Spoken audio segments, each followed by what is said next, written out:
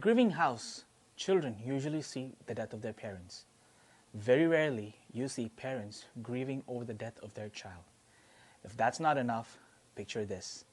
Your child getting beaten up by a bunch of soldiers, thrown on a cross, pierced by nails on both hands and feet, walking towards the gates of death as every minute passes by.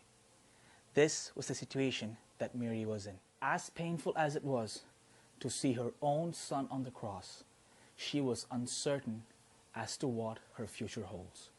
Who was going to be for her after the death of Jesus? Jesus saw through her uncertainty.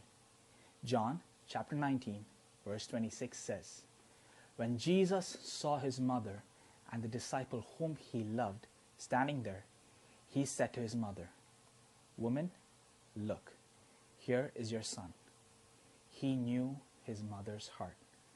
So Jesus assigns John to take his place before he died on the cross. This was not the first time Mary was going through similar emotions.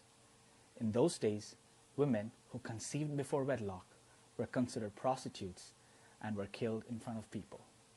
When Mary received this news that she was going to give birth, she went through a season of uncertainty. As a teenager, she was having a child outside of marriage, and to top that, she was also engaged to a man who was not the father of her unborn child. Having said that, you can picture how unconventional Mary's state was. She was in a pool of uncertainty and doubt. But that's when God sent an angel to deliver her the message of hope and faith. She was told that she was going to have a son that is going to save all of humanity. In both instances, you can see that God always answered people during their times of uncertainty.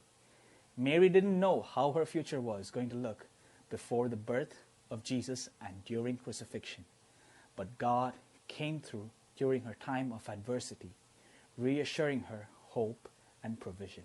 We might be in situations just like Mary, where we might not be sure of how things are going to unfold in our lives, but God sees our end from the beginning.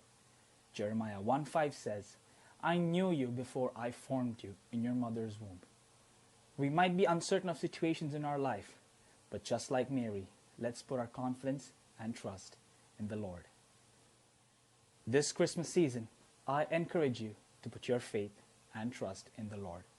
You might be in a situation where you don't know what your future steps are, but the Bible says in Psalms 37:23, "The steps of a good man are ordered by the Lord, and he delighteth in his way."